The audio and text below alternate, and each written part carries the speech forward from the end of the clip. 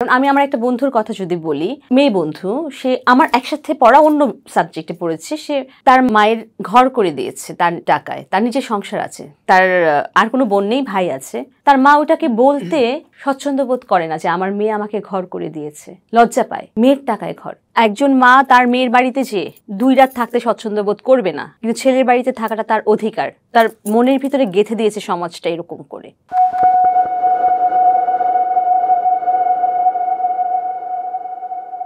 সুপ্রিয় দর্শক, মানি রুলসের আজকের প্রোগ্রামে আপনাদের স্বাগতম। আমরা আমাদের প্রোগ্রামে সবসময় ব্যবসা, টাকা পয়সা এগুলো বিষয় নিয়ে কথা বলি, আপনারা জানেন। কিন্তু আজকে আমার অতিথি হিসেবে আছেন এমন একজন ব্যক্তিত্ব যিনি আর্থিক ম্যানেজমেন্টে সাংঘাতিক পচা। শব্দটা পচা বলেছি।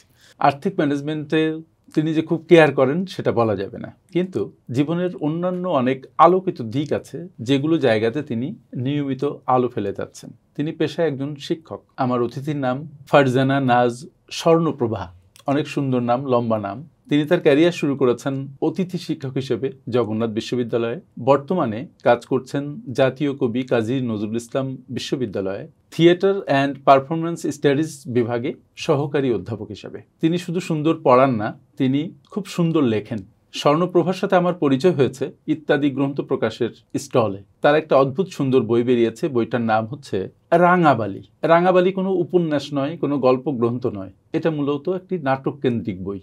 যদিও আমি এটাকে নাটক বলতে ততটা স্বাচ্ছন্দ্য নই, আমার মনে হয় এটা একটা উপন্যাস হলেই ভালো হয়।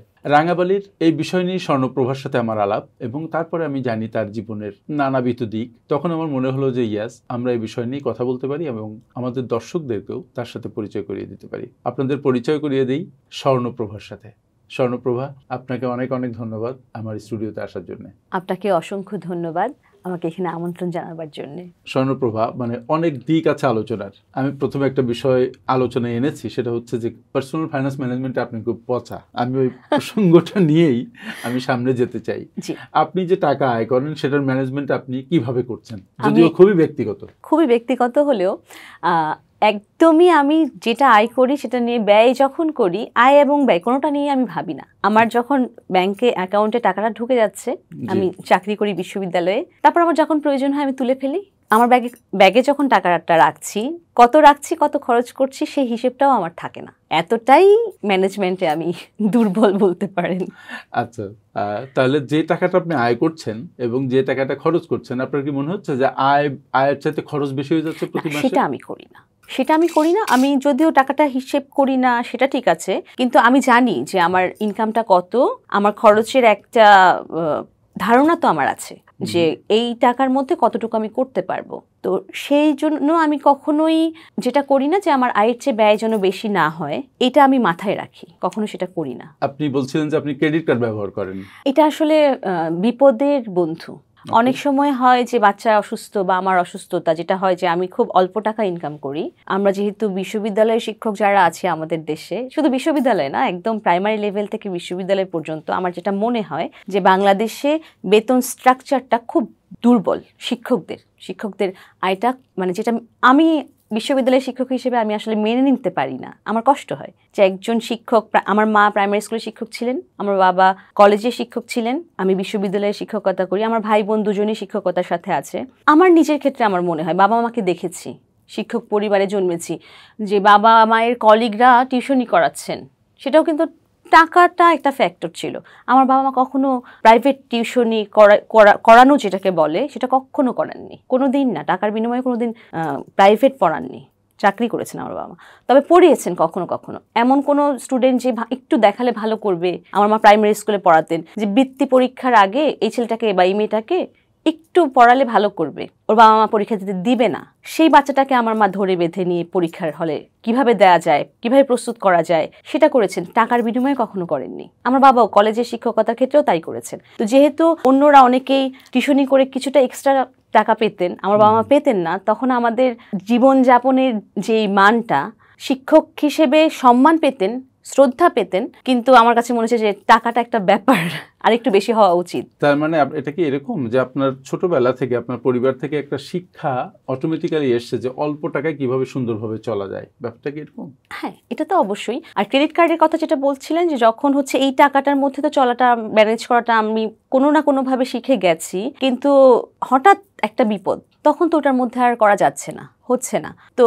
সেই বিপদটা যখন একটা লিমিটেড থাকে তখন আমরা পারছি, কিন্তু লিমিটের বাইরে যখন চলে যাচ্ছে তখন পারছি না। কিংবা একটা শখ করতে মানা নেই তো, কখনো কখনো হতেই পারে যে যেই টাকাটা আমি পাচ্ছি তা দিয়ে আমি চলতে পারছি, কিন্তু শখটাকে আমি যাপন করতে পারছি না। সুপ্রিয় দর্শক, একটা বিষয় এখানে একটু আলোচনা করে রাখি, সেটা হচ্ছে স্বর্ণপ্রভা একটা কথা বলছেন, হঠাৎ কোনো বিপদ যদি চলে আসে, এই ক্ষেত্রে আপনাদের একটা সাজেশন দেওয়া খুব জরুরি বলে মনে করছি। সেটা হচ্ছে যে যখনই আপনি আপনার ফান্ড ম্যানেজ করছেন, তখন একটা ইমার্জেন্সি ফান্ড আপনি গঠন করে রাখবেন ফর 6 মান্থস অর 12 মান্থস, মানে 6 থেকে 12 মাসের খরচ চালানোর মতো একটা টাকা আপনি আস্তে আস্তে সঞ্চয় করে এমন একটা জায়গায় রাখবেন যে যদি আপনি কোনো বিপদে পড়ে যান, যেন ওই টাকাটা আপনি ব্যবহার করতে পারেন। নচেত যদি ইমার্জেন্সিতে আপনার ক্রেডিট কার্ডের সাহায্য নিতে হয় এবং পরবর্তীতে সেই ক্রেডিট কার্ডের লোন আপনি পরিশোধ করতে না পারেন, তাহলে আপনি ঋণে ডুবতে থাকবেন, কারণ ক্রেডিট কার্ডের rate of interest is very high. যাক, আমি আসলে শিক্ষকের সাথে অর্থের আলোচনা নিয়ে শুরু করেছি।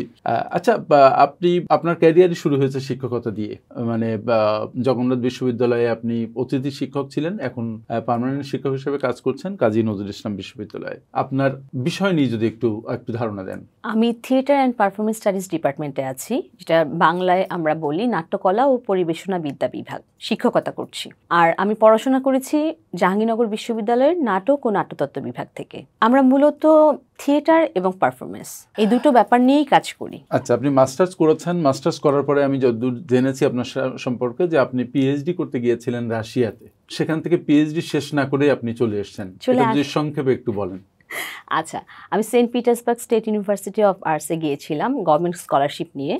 খুব আমার যে এরিয়া অফ স্টাডি, সেখানে খুব ভালো র্যাঙ্কিংয়ের একটা বিশ্ববিদ্যালয়, সেটা খুব ভালো। তো সেখানে আমি 1 বছর পড়াশোনা করেছি। আমার একটা বাচ্চা আছে, তখন আমার বাচ্চার বয়স 2 বছর। সে বাচ্চাকে, ওদের সাথে আমার যখন ইমেইলে কথা হয় যে ইউনিভার্সিটির অথরিটির সাথে, যে আমার বাচ্চা আমার ফার্স্ট প্রায়োরিটি, বাচ্চাকে তোমরা যদি থাকতে দাও, অ্যালাউ করো, তাহলে আমি যেতে পারবো। ইমেইলের মাধ্যমে ওরা ওকে করেছে যে 4 বছর তুমি থাকবে বাচ্চা সহ, কোনো সমস্যা নেই। ওদের ইমিগ্রেশন পলিসিটা একটু ডিফারেন্ট, ওরা ভিসা দেয়, ওদের একটা নিয়মটা যেটা অন্যান্য দেশের সাথে ভিসার নিয়মটা মিলে না, ওরা বছর বছর রিনিউ করে ভিসাটা। 1 বছর আমি ওখানে পড়াশোনা করলাম। 1 বছর পরে হঠাৎ তারা বলে, বিনা মেঘে বজ্রপাত যাকে বলে আমার জীবনে ঘটেছে, যে বাচ্চাকে ভিসাটা রিনিউ করবে না। তারা তাদের মতন এক্সকিউজ দেখিয়েছে, করোনা একটা বড় ফ্যাক্ট ছিল তখন। তো তখন বাচ্চাকে পাঠিয়ে দিতে হবে, আমি থাকতে পারবো, আমি কমপ্লিট করতে পারবো। তো আমার সেই বাস্তবতা ছিল না যে বাচ্চাকে আমি দেশে পাঠিয়ে দিয়ে আমি পিএইচডিটা, মানসিকভাবেও ছিল না, আর বাদ বাকি যে সাপোর্ট যেটাকে বলি আমরা সব কিছু মিলিয়ে, বাচ্চা থেকে আলাদা থাকার মানসিক অবস্থা আমার ছিল না। খুব চেষ্টা করলেও আমি পারতাম না যে আমি বাচ্চাকে রাখবো কোথায়, কিভাবে, সেই বাস্তবতাটাও আমার ছিল না, যে কারণে আমাকে একদম ডিগ্রি ছাড়া শূন্য হাতে ফিরে আসতে বাধ্য হয়েছি। তার মানে আপনি 1 বছর সেখানে পিএইচডির ক্লাস করেছেন, পড়াশোনা করেছেন, শুধু বাচ্চার কারণে সেখান থেকে ফিরে আসতে হলো। এটা ওদের খুব একটা মানে নিষ্ঠুর একটা ইমিগ্রেশন পলিসি না? What do you think? আমার চেয়েও ভয়ঙ্কর ঘটনা আছে। একজনের বাচ্চা হয়েছে পিএইচডি করার 3rd ইয়ারে, আমি তো ফার্স্ট ইয়ারে চলে এসেছি, 3rd ইয়ারে আমার পরে শুনেছি, যেটা আমি সান্ত্বনা পাই সেটা নিয়ে। বাচ্চা হওয়ার 3 দিনের মাথায় সেই মহিলাকে বাচ্চাকে নিয়ে ফিরে আসতে হয়েছে। মানে মহিলা পিএইচডি করছিলেন, হাজবেন্ড ওয়াইফ দুজনেই করছিলেন। মানে হাজবেন্ড ওখানে থেকে গেলেন, মহিলা চলে এলেন। হাজবেন্ড 1 বছর পরে পিএইচডি কমপ্লিট করে আসলেন, ওয়াইফ বাচ্চাকে নিয়ে 3 দিনের মাথায় হসপিটাল থেকে সরাসরি ফ্লাইটে করে চলে আসতে হয়েছে। সুপ্রিয় দর্শক, এখানেও আপনাদের আমি একটু আপনাদের একটু বলে রাখবো, বিশেষ করে যারা রাশিয়াতে যাচ্ছেন পড়াশোনার উদ্দেশ্যে, পিএইচডি হোক বা যে কোনো প্রোগ্রামে হোক, সেখানকার ইমিগ্রেশন পলিসিটা খুব ভালো করে তারপরে মনে হয় যাওয়া উচিত। অনেকগুলো এক্সাম্পল আমাদের সামনে আছে যেখানে তারা স্টাডিতে যেয়ে মারাত্মকভাবে ক্ষতিগ্রস্ত হয়েছেন এবং স্টাডির মাঝামাঝি সময় তাদেরকে চলে আসতে হয়েছে। সুতরাং আপনারা যেন কেউ এই ধরনের বিপদে না পড়েন। Prevention is better than cure, আগেই চিন্তা করবেন।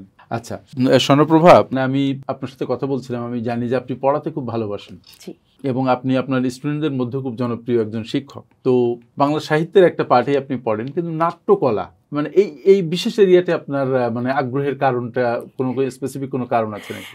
এটা একটা চমৎকার প্রশ্ন, কারণ নাটকে সাধারণত পরিবার থেকে বাধা দেয়, পড়তে দিতে চায় না। আমার স্টুডেন্ট এবং আমি যাদের সাথে পড়েছি, সিনিয়র জুনিয়র সবার ক্ষেত্রেই দেখা যায় 2-1 জন বাদে যে ইচ্ছে করে এসেছে, অনেকেই দেখা যায় কিছু আছে ইচ্ছে করে পড়তে এসেছে প্যাশন থেকে, অনেকে আছে একটা পোর্শন আছে যে কোথাও চান্স না পেয়ে বিশ্ববিদ্যালয়ে পড়ার জন্য পড়ছে, কিন্তু আমি কাউকে পাইনি যে পরিবার তাকে জোর করে এই সাবজেক্টে পড়তে দিয়েছে। আমার বেলায় এটা ঘটেছে, আমি এখন পর্যন্ত কাউকে পাইনি যে পরিবার তাকে জোর করে এই বিভাগে ভর্তি করিয়েছে। আচ্ছা, এটার কি বড় একটা কারণ যে আপনার ছোটবেলা থেকে আপনি বড় লাইব্রেরি দেখেছেন, আপনার বাবা আপনাকে দিয়ে মানে সাহিত্যের কঠিন কঠিন বইগুলো ছোটবেলায় পড়িয়েছেন, আপনার মা আপনাকে লেখাপড়ায় সহায়তা করেছেন, পরিবারে পুরো একটা পড়াশোনার আবহ ছিল, তার মানে আপনারা একটা প্রোগ্রেসিভ ফ্যামিলির মধ্যে আপনি বড় হয়েছেন। তো সেটা কি বড় একটা কারণ যে তারা? সেটা অবশ্যই। আমার মা এখনো পড়েন, মা খালারা এখনো পড়েন, যে কোনো একটা বই পেলেন, উপন্যাস হোক, গল্প হোক, নাটক হোক, পড়ে ফেলেন, অন্য কোনো কিছু বাদ দিয়ে তারা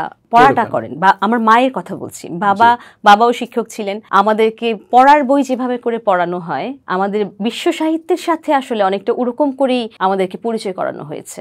একদম আমরা একাডেমিক পড়াশোনা যেভাবে করি সেরকম করেই পরিচয় করানো হয়েছে। খুব অল্প বয়সে আমরা বিশ্ব সাহিত্যের অনেক কিছু জেনেছি বাবা মায়ের কারণে। তার মানে আমি এখানে একটু একটা বিষয় একটু আলাপ করতে চাই যে এখনকার ছেলেমেয়েরা যাদেরকে আমরা জেনজি বলছি, অনেক ক্ষেত্রে তারা পড়াশোনা থেকে দূরে থাকতে চায়। যারা পড়ে তারা তো পড়ে, আর সেই ক্ষেত্রে প্যারেন্টিং এর দায়িত্বে যারা আছেন বাবা মায়েরা, তারা অনেকক্ষণ হিমশিম খায়। ছেলেমেয়েরা এখন কথা বললে কথা অনেকক্ষণ শুনে না। কিন্তু আপনি যে আবহের মধ্যে মানুষ হয়েছেন সেখানে এই প্র্যাকটিসটা ছিল যে মানে বাপ মা সাংঘাতিকভাবে হেল্প করেছে টুয়ার্ডস স্টাডি। তাহলে এই যে সন্তানের গ্রো আপের সময়টা, এই সময় পজিটিভ প্যারেন্টিং এটা কেমন রোল প্লে করে বলে আপনি মনে করেন? অবশ্যই পজিটিভ প্যারেন্টিং। আপনিও হচ্ছেন মা। জি, এটা তো প্রশ্নের অতীত, আসলে বিষয়টা প্রশ্নই আসে না। অবশ্যই পজিটিভ প্যারেন্টিং একটা সন্তানের সারা জীবনটাকে গড়ে তুলবার পেছনে বড় খুঁটি হয়ে থাকে, এটা খুব জরুরি। আর এখন যে বাচ্চারা পড়াশোনা করতে চায় না, আসলে বাচ্চার বাবা মারা কি পড়াশোনা করে? সেক্ষেত্রে আমার প্রশ্ন উত্তর নয়, বাচ্চারা তো দেখে শিখে। তো দেখে শিখলে, আমার পরিবারে আমি আমার বড়দের ভাষ্য মতে আমি সবচেয়ে কম পড়াশোনা করি। আমার ভাই বোনের চেয়ে আমি অনেক কম, মানে বিশ্ব সাহিত্য সম্পর্কে আমি তাদের তুলনায় অনেক কম পড়েছি। এটা কমপ্লেন আমার পরিবারের সিনিয়রদের, আমার মামা, চাচা, খালু যারা আছে, বা আমার বাবা মা। তো সেখানে একটু ধরে বেঁধে পড়ানোর একটা ব্যাপার ছিল আমাকে একটা বয়স পরে। মানে আমি যেটা 4-এ পড়েছি সেটা হয়তো আমার পরিবারের এরা 1-এ পড়ে ফেলেছে। আমি যেটা 9-এ এসে পড়েছি, আমার বড় ভাই বোনেরা সেটা হয়তো ক্লাস 3-তে পড়ে ফেলেছে। ওকে, আমরা তাহলে একটা প্রশ্ন করি। সেটা হচ্ছে প্যারেন্টিং নিয়ে কথা বলছিলাম, যে আপনি এখন বাচ্চা পালন করছেন, আপনি শিক্ষক হিসেবেও কিন্তু বাচ্চাদের ক্লাস নিচ্ছেন, আপনি ছোটবেলায় একটা ভালো পরিবেশে মানে বড় হয়েছেন। তাহলে এখন যে বাচ্চারা পড়াশোনা থেকে বিমুখ হচ্ছে, মানে এদেরকে পড়াশোনায় ফিরিয়ে আনা এবং মানে প্যারেন্টিংটা কিভাবে করা উচিত বলে আপনি মনে করেন? আমার কাছে মনে হয়, কেউ অন্যভাবে নিবেন না আশা করি, আমার কাছে মনে হয় যে সবচেয়ে বড় শত্রু মোবাইল। প্যারেন্টসরা মোবাইলে এতটা সময় কাটায়, ম্যাক্সিমাম প্যারেন্টস চাকরিজীবী, চাকরি করতে ম্যাক্সিমাম সময়টা বাইরে থাকতে হয়, তারপরে তাদের মোবাইলে এত বেশি সময়টা কাটানো হয় যে কারণে তাদের সন্তানদেরকে আসলে বড় বলবার মতন জায়গাটা তাদের ক্ষেত্রেই থাকে, মানে মানসিক শক্তিটাই থাকে না। থাকলেও মানে তারা কি নৈতিকভাবে কি সেটা বলতে পারে, বলা উচিত? সেটাই আমার প্রশ্ন। তারা যদি ওই মোবাইলটা থেকে একদম সচেতনভাবে, আমি দেখেছি আমার পরিচিত আছে, বন্ধুদের মধ্যে আছে, সচেতনভাবে বাচ্চার সামনে মোবাইলটা, তারা রাশিয়াতে দেখেছি আমি, বাচ্চার সামনে তারা মোবাইলটাকে খুবই বুঝে শুনে হ্যান্ডেল করে, নির্দিষ্ট টাইম ধরে। রাশিয়াতে তারা বাচ্চাকে কিন্তু হাইলি প্রায়োরিটাইজ করে। ওই রাশিয়ান বাচ্চাদেরকে তারা মানে প্যারেন্টসরা যেভাবে বড় করে তোলে, দুনিয়ার সমস্ত কিছুর উপরে বাচ্চা তার ফার্স্ট প্রায়োরিটি। সেটাই তো হওয়া উচিত, সেটা তারা পারে, যেটা আমরা ভাবতে পারি না অনেক ক্ষেত্রে। তবে সচেতন প্যারেন্টসরা আমার পরিচিতের মধ্যে আছে, তারা মোবাইলটাকে একদম সময় করে ধরে, এই সময়ে আমি মোবাইলের কাছে থাকবো না, সাইলেন্ট থাকবে, দূরে থাকবে, সেটা করেন খুব কম। এটা যদি করা যায় আর বইটা নিয়ে বসা যায়, বাচ্চাকে গল্প শোনালে ও না পড়লো, তো শুনলো, তো জানলো। একটা নাটক, গল্প, উপন্যাস, ছোট হোক বড় হোক, সেটা যখন শোনানো হবে ওর কানে কিন্তু খেলতে খেলতেও পৌঁছাবে। একটা সময় পরে ওর অভ্যাসটা হয়ে যেতেও পারে পজিটিভ। এটা খুব জরুরি বলে মনে হয় আমার। তার মানে আপনি যেটা বলতে চাচ্ছেন, এবং এটা খুব গুরুত্বপূর্ণ আমার মনে হয়, যে বাচ্চারা আপনি কি করছেন সেটা দেখছে, আপনি কি বলছেন সেটা শোনার চাইতেও। একদম। ফলে আপনি যদি বাচ্চাকে সঠিকভাবে মানুষ করতে চান, তাহলে আপনার নিজের সংশোধন আগে দরকার। একদম। মোবাইলকে যেমন আমি একটা কথা বলি, সময় চোর, দ্যাট ইজ ছেলে বুড়ো সবার কাছ থেকে সময় চুরি করে নিয়ে যাচ্ছে। আপনি এক জায়গায় ঢুকছেন, আপনাকে অনেকক্ষণ এনগেজ করে রাখছে, আমরা বুঝতেও পারছি না কতটা সময় চলে গেল। তার মানে প্যারেন্টিং এর ক্ষেত্রে মানে বাবা মাকে তাদের নিজস্ব মোবাইল ব্যবহারের ক্ষেত্রে খুব কেয়ারফুল থাকতে হবে। জি সেটা দেখে সন্তানেরা হয়তো শিখবে। রাশিয়ার প্যারেন্টসরা সে ব্যাপারে খুব কেয়ারফুল, আপনি বলছিলেন। জি জি বাচ্চারা অনেকক্ষণ কিন্তু বলছে যে তারা মোবাইলে পড়াশোনা করছে, মোবাইলে তারা মানে ক্লাসের পড়া পড়ছে, অন্য এডুকেটিভ যে কন্টেন্টগুলো আছে সেটা মোবাইলের মাধ্যমে নিচ্ছে। এটাকে রদ করার উপায়টা কি? না, ঠিক আছে, আসলে বিজ্ঞান মানুষের জন্য উপকারী না অপকারী এরকম ডিবেটটা তো আমরা ছোটকাল থেকে শুনে আসছি। আসলে ব্যাপারটা তো বিজ্ঞানের না, আমি বিজ্ঞানটাকে কিভাবে নিচ্ছি সেটা আমার উপর ডিপেন্ড করে। তো মোবাইলে যে শিখছে না কিছু তাও কিন্তু না, কিন্তু আমার কথা হচ্ছে এই বয়সে যেই বয়সে আমরা আসলে এখন করোনা কালের একটা ভিন্ন বাস্তবতা ছিল, আপৎকালীন অবস্থায় যে বয়সে বাচ্চাদের হাতে হাতে একাডেমিক পারপাসে মোবাইলটা দিয়েছি, আমাদের আসলে মনিটর করা দরকার কতটা সে আসলে সত্যি সত্যি একাডেমিক পারপাসে সেটা ব্যবহার করছে। আমি আমার অভিজ্ঞতায় বলছি, আমি যতটুকু আমি দেখি আমার পরিবারের, আমার কাজিনদের বা ভাই বোনদের ছেলে মেয়েদের দেখে যেটুকু আমি বুঝি পরিচিতদের মধ্যে, যে তারা আসলে এটাকে একটা উসিলা হিসেবে ব্যবহার করছে অনেক ক্ষেত্রে। তো সেটা সচেতন হওয়াটা গার্জিয়ানদের খুব জরুরি, অভিভাবকদের জরুরি। তো আমার বাচ্চা বলে দিল, আমাকে তো মনিটরটা করতে হবে, আমাকে জানতে হবে তো কখন তার ক্লাস, কখন তার টিউশন, কতটুকু তার অ্যাসাইনমেন্ট, তার পরের আগের সময়টুকুকে আমাকে ওইভাবে ম্যানেজ করতে হবে। যেহেতু আমি এটাকে বাদ দিতে পারছি না, যখন একটা অনলাইন ক্লাস থাকবে আমি বলতে পারবো না যে আমার বাচ্চার হাতে আমি মোবাইলটা দিব না। তার মানে ব্যাপারটা এরকম কিনা যে দেখেন, আমরা আমাদের হ্যাবিটকে আমরা তৈরি করি, সেই হ্যাবিট একসময় আমাদের উপরে নিয়ন্ত্রণ নিয়ে নেয়। একদম। তো এটা ওইরকম একটা ইস্যু যে মোবাইল প্রয়োজনে তাদের কাছে দেয়া হচ্ছে, তারা অভ্যস্ত হয়ে যাচ্ছে, কিন্তু অপ্রয়োজনে ব্যবহার করছে। অভ্যস্ততা থেকে বেরোতে পারছে না, অপ্রয়োজনে ব্যবহার করছে। যেমন আমার ক্ষেত্রে আমি তো দেখি যে যদি আমি কোনো একটা ব্যাপারে কোনো একটা কন্টেন্ট দেখছি, কিন্তু কোন হয়তো কাউকে কল করার জন্য আমি মোবাইলে ঢুকেছিলাম, কিন্তু ওই কন্টেন্টের মধ্যে ঢুকে গেছি, আমি কাকে কল করবো সেটা ভুলে গেছি। এটা আমাদের মতো সচেতন মানুষের হয়, আর যারা আরেকটু কম সচেতন তাদের জন্য তো আরো এটা সাংঘাতিক ভাবে হয়। ফলে আমাদের আসলে নিজেদের কেয়ারফুল হওয়া ছাড়া কোনো গত্যন্তর নাই বলে আপনি মনে করেন? জি, কিন্তু সব গার্ডিয়ানের পক্ষে তো সম্ভব না। খেটে খাওয়া যে মানুষটা খুব কষ্ট করে বাচ্চাকে একটা মোবাইল দিয়েছে ম্যানেজ করে, যে অনলাইনে ক্লাস হবে করোনার সময়, যে রিক্সাওয়ালাটা যিনি হয়তো ভালো করে পড়াশোনাও জানেন না, উনি কিভাবে সেটাকে ম্যানেজ করবেন? তো আমাদের আসলে একটু ভিন্নভাবে পুরো সমাজটাকে নিয়ে ভাবাটাও খুব জরুরি। এখানে হলিস্টিক অ্যাপ্রোচটা হচ্ছে যে মানে সমাজকে নিয়ে, সমাজ ভাববে, সব পরিবার আসলে ভাবতে পারবে না, সবার সেই ভাবার সক্ষমতা নেই। আর এই জন্যই সোশ্যাল সায়েন্টিস্টদের দরকার হয়, সমাজে ফিলোসফারদের দরকার হয়, এগুলো তো হয়। আচ্ছা, আরেকটা খুব ইম্পর্টেন্ট প্রশ্ন আমি করবো আপনাকে, যে আপনি কর্মক্ষেত্রে একজন সফল, আমি বলবো যে সফল একজন মানুষ, মানে খুব উন্নত একটা পেশায়, শিক্ষকতা পেশায় আপনি আছেন। এখানে পুরুষ কলিগদের সাথে কোনো ধরনের বৈষম্যের কি আপনি মানে আঁচ টের পান মানসিকতায়, কাজে?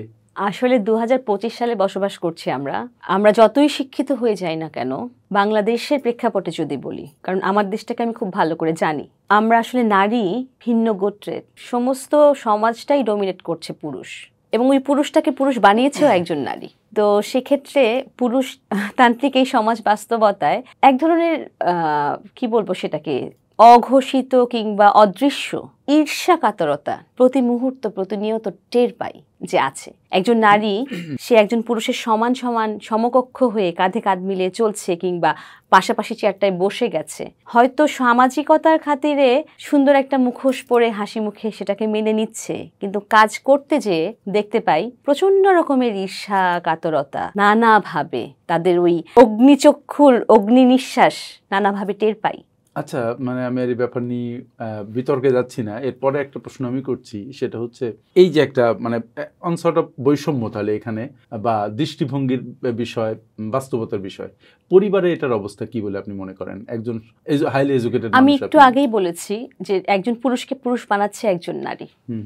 আপনি যদি একটু গভীরভাবে ভাবেন কথাটা, আমাদের যে পুরুষতান্ত্রিকতা, এই পুরুষতান্ত্রিক সমাজে আমার মনে হয় নারীরা বেশি পুরুষতান্ত্রিক। খুব উচ্চশিক্ষিত নারীর মধ্যেও তুমি মেয়ে, তুমি এটা করতে পারবা না, তুমি জোরে কথা বলবা কেন, তুমি স্বামীর উপরে কথা কেন বলবা, তুমি স্বামীর অধীনে থেকে কাজ করবা, এরকম ভাবনাগুলো উচ্চশিক্ষিত নারীর মধ্যেও বিদ্যমান। তার মানে কি, এটা কি আপনি কি মনে করেন, এটা কি আমাদের সমাজ ব্যবস্থায় রুটেড হয়ে গেছে ব্যাপারটা এরকম অনেকাংশে, নাকি ধরেন নারীদের বৈশিষ্ট্য এরকম? না, নারীদের বৈশিষ্ট্য এরকম না। নারীরা আসলে ওই যে আমরা সুলতানা স্ট্রিম পড়েছি, তো এই যে আমরা আসলে স্বপ্ন দেখছি বলেই আজকে আমি আপনার সামনে কথা বলতে পারছি, আজকে আমি একটা বিশ্ববিদ্যালয়ে শিক্ষকতা করতে পারছি, বিদেশে যেতে পারছি একা। অবশ্যই সমাজ বদলেছে, আমরা অনেক কিছু পাচ্ছি নারী হিসেবে, অবশ্যই পাচ্ছি, কিন্তু আমাদের আরো অনেক কিছু পাবার আছে। আমরা অনেক কিছু থেকে যে বঞ্চিত হচ্ছে, আমি বঞ্চনার কথা বলছি, পাশাপাশি পাচ্ছি যে সেটাও বলছি। আজ থেকে 20 বছর 30 বছর আগে আমার মা তো অতটা পায়নি, আমার মায়ের শাশুড়ি বা মায়ের মা তো অতটা পায়নি, আমি যতটা পাচ্ছি। আচ্ছা, আমি একটু থামাবো আপনাকে এখানে। একটা প্রশ্ন আমার মাথায় এসেছে যেটা করা দরকার, সেটা হচ্ছে যে ধরেন একই পরিবারে, মানে আপনাকেই যদি আমি একটা এক্সাম্পল হিসেবে নিয়ে আসি, আপনি একটা বিশ্ববিদ্যালয়ের শিক্ষক, আপনার ভাই একটা বিশ্ববিদ্যালয়ের শিক্ষক। আপনার মায়ের আচরণ যদি আমি বলি, এটা আপনাকে মিন করে না, মানে ইন জেনারেল বলতে যে আপনার কথা আসা, যে সেই ক্ষেত্রে মাগুলোর আচরণ কেমন হয় ছেলের প্রতি এবং মেয়ের প্রতি? সমান আচরণ থাকে? আচ্ছা, এখানে একটু বলবো যে অনেক ক্ষেত্রেই এখন অনেক প্রগতিশীলতা আমরা দেখতে পাই, অনেক মাই চেষ্টা করেন ব্যালেন্স করতে, চেষ্টা করেন বলছি, কিন্তু অনেক ক্ষেত্রে, যেমন আমি আমার একটা বন্ধুর কথা যদি বলি, আমার মেয়ে বন্ধু, সে আমার একসাথে পড়া অন্য সাবজেক্টে পড়েছে, সে তার মায়ের ঘর করে দিয়েছে তার টাকায়, তার নিজের সংসার আছে, তার আর কোনো বোন নেই, ভাই আছে। তার মা ওটাকে বলতে স্বচ্ছন্দ বোধ করে না যে আমার মেয়ে আমাকে ঘর করে দিয়েছে, লজ্জা পায়, মেয়ের টাকায় ঘর। কিন্তু সেটা আরেকজনের কথা যদি বলি, অন্য জায়গায় ছেলে কিছু করেছে, সেটা খুব বুক ফুলিয়ে সমাজে বলছে, সেটা তাদের জন্য খুব সম্মানের। এটা মনে হয় অন্য আরেকটা ইস্যু আছে, আমি আপনাকে বলি, সেটা হচ্ছে মেয়ের সংসারে, এখানে মেয়ের সাংসারিক দিকটা বোধহয় মা দেখেন। কারণ হচ্ছে যখনই সে প্রকাশ করলো যে আমার মেয়ে এটা করে দিয়েছে, তার প্রভাব ওই মেয়ের সংসারে কেমন পড়বে, মেয়ের শ্বশুর শাশুড়ি আছে, মেয়ের হাজব্যান্ড আছে, তারা এটাকে কেমন ভাবে নেয়, এই ভয়ও মনে হয় না। এখানে একটা ব্যাপার আছে, ওই মেয়েটা কিন্তু তার ওই সংসারের সাপোর্ট পেয়েছে বলেই করে দিতে পেরেছে, সেটা না পেলে কিন্তু এত বড় একটা যজ্ঞ করা সম্ভব হতো না। তার মানে কি আপনি বলতে চাচ্ছেন যে মা এখানে খানিকটা, মানে মেয়ের প্রতি তার যে দৃষ্টিভঙ্গি, ছেলের প্রতি দৃষ্টিভঙ্গি ডিফারেন্ট, এবং আমি আরেকজনের এক্সাম্পল দিলে ছেলের প্রতি তার নির্ভরতা বেশি। Is it like that? এটা আমাদের সমাজ বাস্তবতা এরকম। একজন মা তার মেয়ের বাড়িতে যেয়ে 2 রাত থাকতে স্বচ্ছন্দ বোধ করবে না, কিন্তু ছেলের বাড়িতে থাকাটা তার অধিকার, তার মনের ভিতরে গেঁথে দিয়েছে সমাজটা এরকম করে। তার মানে এটা তাহলে মায়ের ত্রুটি না, এটা মূলত সমাজের ত্রুটি, আমার তাই মনে হয়। আমরা আসলে আমরা খুব মানব জাতি মনে হয় খুব প্রভাবিত হয় সমাজ দিয়ে, বাস্তবতা দিয়ে। তো সমাজ যেভাবে আমাদেরকে দেখতে শেখায়, অনেকাংশে আমরা সেইভাবে, যত শিক্ষিত হই না কেন, আমাদের দেখবার দৃষ্টিভঙ্গি বা আলোটা মনে হয় সমাজ অনেক ক্ষেত্রে নিয়ন্ত্রণ করে। আরেকটা এক্সাম্পল দিই, একজন মেয়ে তার মাকে অনেকগুলো দেশ ঘুরিয়ে এনেছে, তার একটা ভাই আছে, সেই ভাই একটা দেশ ঘুরিয়েছে, সাপোজ ভাইটা ইংল্যান্ডে ঘুরিয়েছে, কিন্তু বোনটা ঘুরিয়েছে 5টা দেশ, হয়তো ইস্তাম্বুল গেছে, কাতার গেছে, প্রমিনেন্ট দেশ। কিন্তু সেটা না মেয়েরটা বলতে না যতটা গর্ববোধ করে, আনন্দ পায়, ছেলেরটা বলতে তার চেয়ে বেশি গর্ববোধ করে, আনন্দ পায়। এটা আমি দেখে বলছি, আমার অভিজ্ঞতা থেকে বলছি। তার মানে কি এরকম, আপনার অভিজ্ঞতা এবং আপনার জ্ঞান দুটো থেকে এই কথাটার উত্তর আমি চাই। তার মানে কি এরকম যে মা ছেলের সাফল্যে যতটা আনন্দিত, মেয়ের সাফল্যে তার সাথে কম আনন্দিত, ব্যাপারটা কিরকম? আনন্দিতর সাথে আসলে বলবার এটা না, ছেলেটা যেরকম করে ওন করে, একটা বাড়ি বানাবে একজন মা, তার 2টা সন্তান, একটা ছেলে একটা মেয়ে, তার ছেলে যত ব্যস্তই হোক, মাটা তার ছেলেকে বলবে তুমি বাড়িটা বানাও, মেয়েকে বলবে না। মেয়ে মানুষ আবার বাড়ি বানাতে পারে নাকি? তার মানে আমাদের দৃষ্টিভঙ্গিটা আসলে সমাজ তৈরি করে দিচ্ছে আমার মনে হয়। তার মানে যে আমাদের সমাজে যে ভিতরে ভিতরে মেয়েদের অনেক উন্নয়ন হয়েছে, এম্পাওয়ারমেন্ট হয়েছে, এটা মনে হয় অনেক মেয়েরাই এটা এখনো নিজেরা মানতে পারে নাই। না, আমি তো বলছি সেটা যে মারা পুরুষটাকে পুরুষ বানাচ্ছে, মারাই পুরুষতান্ত্রিক বেশি। আজকে আমি বাড়ি বানাতে যাই, আমি আমারটা, মানে আমার কথা বললে আলাদা বোঝায়, সার্বজনীন বলি, যে মাত্র বললাম যে বাড়ি বানাবে, ছেলেকে দিয়ে বাড়িটা বানাবে, মেয়েকে দিয়ে বানাবে না। বরং ম্যাক্সিমাম মা আমি দেখি যে ছেলে পাক সম্পত্তি, মেয়ে পাইলো কি পাইলো না, পাচ্ছে কি পাচ্ছে না, ওটা নিয়ে অত ভাবনার জায়গাটা অনেকাংশে অনেক মায়ের নাই। আচ্ছা, আপনি তো একসময় শাশুড়ি হবেন, হ্যাঁ, আপনারও একসময় বয়স হবে, আপনার চিন্তাটা কেমন? এরকম কোনো চিন্তা আছে যে ছেলের বউয়ের সাথে আপনার আচরণ, ছেলের সাথে মেয়ের সাথে আপনার আচরণ? না, আমি যা দেখছি, আমি যে নেগেটিভিটিগুলো দেখছি, আমি যে বৈষম্যর শিকার হচ্ছি, আমি সেই নেগেটিভিটি থেকে আমি নিজেকে দূরে রাখতে চাই। সেই বৈষম্যের শিকার আমার দ্বারা যেন কেউ না হয়, আমি সেই জায়গায় নিজেকে নিয়ে যেতে চাই। সুপ্রিয় দর্শক, যারা আমাদের এই আলোচনা শুনছেন, বিশেষ করে যারা ভদ্র মহিলারা আছেন, আমার মনে হয় এখান থেকে বেশ কিছু নেয়ার বিষয় আছে। আপনাদের দৃষ্টিভঙ্গি, আপনাদের চিন্তা চেতনা, আপনাদের স্বপ্ন, সবকিছুর মধ্যে একটা প্রভাব থাকা দরকার, একটা পজিটিভিটি থাকা দরকার, যেটা আপনাদের জীবনকে প্রভাবিত করবে। আচ্ছা, এবার মানে আমরা একটু অন্যদিকে যাই, আপনার লেখালেখি নিয়ে একটু কথা বলতে চাই। রাঙাবালি বইটি যেটা প্রথমে আমি একটু ইন্ট্রোডাকশন দিয়েছি, এই বইটি আমি পড়েছি কিছু কিছু, কখনো কখনো গান লিখেছেন। যেহেতু নাটক, এখানে একটা খুব মানে রাঙাবালি যে চরিত্রটা, সেটা আমার কাছে খুব ইন্টারেস্টিং লেগেছে। যদি আপনি এই রাঙাবালি সম্পর্কে একটু বলেন, মানে সংক্ষেপে, একেবারে 1-2 মিনিটে। রাঙাবালি আমার মঞ্চ নাটকটির নাম হলেও রাঙাবালি মূলত এই নাটকের প্রধান নারী চরিত্রের নাম। একজন খুব স্বপ্নমুখী, খুব চমৎকার, সুদর্শন, একজন গুণী ষোড়শী যুবতী রাঙাবালি। রাঙাবালির কল্পনার জগতে বসবাস করে, বাস্তবতায় তো সে জীবনযাপন করছে, কিন্তু স্বপ্ন দেখতে সে খুব ভালোবাসে। কল্পনাটা তার জীবনের সাথে অনেক সময় সমান্তরাল হয়ে যায়। কখনো কখনো সে স্বপ্ন এবং কল্পনাকে বাস্তব ভাবতে শুরু করে। যেমন আমরা তো মিথ সম্পর্কে কিছুটা জানি, প্রাচ্যে এবং পাশ্চাত্যে মৎস্যকন্যার একটা মিথ আছে। দুই জায়গায় দুরকম করে আছে, ভিন্ন ভিন্ন দেশে ভিন্ন ভিন্নভাবে আছে, কিন্তু মৎস্যকন্যার যে মিথটা আমরা জানি, সেই মিথটার একটা অনুপ্রেরণা আমার এই লেখার মধ্যে, মানে অনুপ্রেরণা পেয়েছি এবং ওই লেখার মধ্যে কিছুটা সেই ছাপটাও আছে। তো মৎস্যকন্যাকে বন্ধু হিসেবে সে কল্পনায় ভাবে, সে দেখে। চন্দ্র থাকে তার ছোটবেলার খেলার সাথী, চন্দ্রের সাথে তার প্রণয়, একটা সময়ে এক ধরনের প্রণয়ের সম্পর্ক হয়, সেই প্রণয়ের পরিণতি পায় না, কিন্তু তার বাবার সাথে যেই বাবা মেয়ের যে এক ধরনের সম্পর্ক, প্রাণের সম্পর্ক, এই যে প্রাণের যে সম্পর্ক বাবা মেয়ের, সেই সম্পর্কটা কখনো কখনো আমরা সমাজে দেখি প্রণয়ের সম্পর্কের চেয়ে ছোট হয়ে যায়। কিন্তু আমার রাঙাবালিতে বাবা এবং কন্যার প্রাণের সম্পর্কটা ছোট হতে আমি দেইনি। যে বাবার সম্মান, সমাজ বাস্তবতায় বাবার সাথে যে তার ছোটবেলা থেকে বেড়ে ওঠা, রাঙাবালির মা নেই, তো বাবার সম্মানটাকে সে বড় করেই দেখেছে, বরং প্রণয়টাকেই সে ভেবেছে যে না, আমার এই জীবন আমার বাবা মায়ের দান, এই জীবনে তাদের অবদান সবচেয়ে বেশি, তাদের সম্মান নষ্ট হয় এমন কিছু আমি করতে পারি না। তার মানে এই নাটক যারা পড়বে বা যদি মঞ্চস্থ হয় যারা দেখবে, তাদের মধ্যে এরকম একটা আলো জ্বলে উঠবে যে ইয়েস, বাবা মার সম্মানকে বড় করে দেখা দরকার। লেখালেখি নিয়ে আপনার পরবর্তী ভাবনা কি, মানে আর কোনো বই লিখছেন কিনা? জি, অলরেডি একটা মঞ্চনাটক লেখা কমপ্লিট হয়েছে, ওটা এখন পলিশ করাটা বাকি আছে। আর এছাড়াও কিছু ছোট ছোট গল্প লেখা আছে, সেগুলো কমপ্লিট না, আরও যতবার পড়বো যতবার সেগুলোকে আরও শেপ করা হবে, তত ভালো একটা জায়গায় যাবে আশা করি। আচ্ছা, আপনি বলছিলেন যে আপনি পিএইচডি করছেন, যেহেতু রাশিয়ায় পিএইচডি শেষ করতে পারেননি, এই ডিগ্রিটা শেষ করা দরকার। নতুন একটা বিষয় নিয়ে আপনি পিএইচডি করছেন ঢাকা বিশ্ববিদ্যালয়ে। জি। এই পিএইচডি মানে বিষয়টা কি, সে সম্পর্কে? আমার বর্তমান যে পিএইচডি বিষয়, আমি আসলে বাংলা নাটক নিয়েই কাজ করছি। নাটকে পৌরাণিক নারী চরিত্র, বাংলা নাটকে, এটা আমার বিষয়। এই বিষয়ে কাজ করছি। পুরাণ আমার খুব পছন্দের, পুরাণ আমাকে খুব টানে, যে কারণে। আর যেহেতু আমি নাটকে পড়াই, সেক্ষেত্রে দুটোকে একসাথে করে, আর আমি যেহেতু নারীদেরই দায়িত্ব আসলে নারীদেরকে সমাজে যত বাধা আছে, বাধা ডিঙিয়ে কিভাবে আরও সুন্দরভাবে জীবনযাপন করা যায়, সেই পথটা তৈরি করে দেওয়া। এজন্য আসলে নারীকে নিয়ে কাজ করা। আচ্ছা, তার মানে নারীর প্রতি আপনার একটা ফোকাস আছে। আচ্ছা, এটাকে আপনি নারী বলে, নাকি আপনার মনে হয় যে আমাদের সমাজে নারীরা অবহেলিত? নারীরা প্রচন্ড রকম বঞ্চিত, আমাদের সমাজে নারীরা প্রচন্ডভাবে বঞ্চিত। এখানে একটা প্রশ্ন আমি করতে চাই। অনেক এডুকেটেড ফ্যামিলি, আমি অনেক পুরুষকে বলতে শুনেছি যে তারা তাদের ফ্যামিলিতে নির্যাতিত, তারা বঞ্চিত। আপনি বলছেন নারীরা বঞ্চিত, তাহলে এটা কি এই যে এডুকেশন লেভেলও একটা ব্যাপার, যে এডুকেটেড ফ্যামিলিতে নারীদের অবস্থান একরকম, যেসব নারীরা আয় করছেন সেখানে তাদের অবস্থান একরকম, আবার যেসব নারীরা মোটে আয় করছেন না, স্বামীর উপরে ডিপেন্ডেন্ট, তাদের অবস্থান একরকম? এটা তো খুব স্বাভাবিক।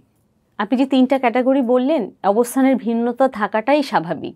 কিন্তু যেই নারীটা কোনো আয় করছেন না, যে নারীটা অল্প আয় করছেন, আর যেই নারী সমাজে সর্বোচ্চ স্থানে থেকে সর্বোচ্চ ভালো অ্যামাউন্ট আয় করছেন, আয় করার পরেও আপনি দেখবেন বেদনা এবং বঞ্চনার জায়গায় 3টা নারীকে আপনি এক করতে পারবেন কোনো না কোনোভাবে।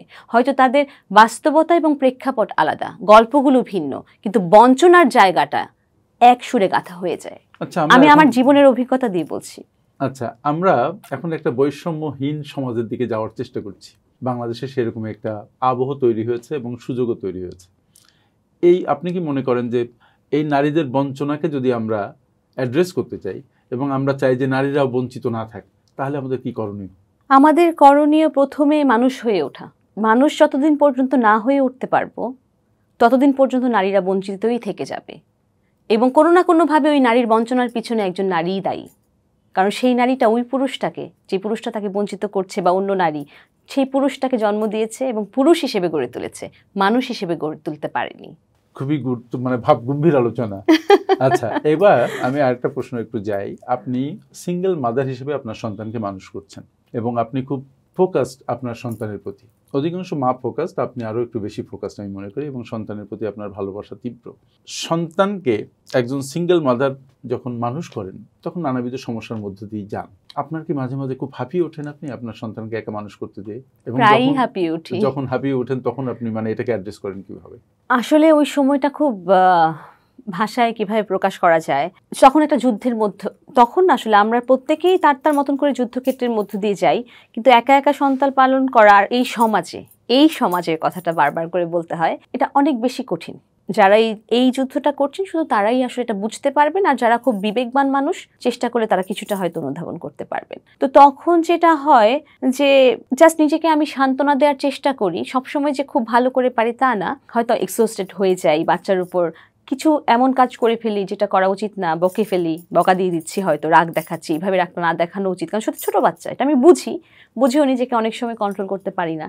চেষ্টা করি এটা বোঝানোর নিজেকে যে আমার চেয়ে খারাপ অনেকে আছে, আমার সান্ত্বনার জায়গাটা ওখানেই, ওইটাকে মাথায় রেখে নিজে ভালো থাকার চেষ্টা করি। তখন আমি ভালো আছি, আলহামদুলিল্লাহ ভালো আছি, কিন্তু যখন এক্সহস্টেড হয়ে যাই সেই সময়েও আমি ওইটা ভাবার চেষ্টা করি। না, আপনি ভালো আছেন সেটা আমরা বুঝতে পারছি, কিন্তু হ্যাঁ, ভালো থাকতে হলেও তার জন্য অনেক পরিশ্রম করে ভালো থাকতে হয়, অনেক কষ্ট করে ভালো থাকতে হয়।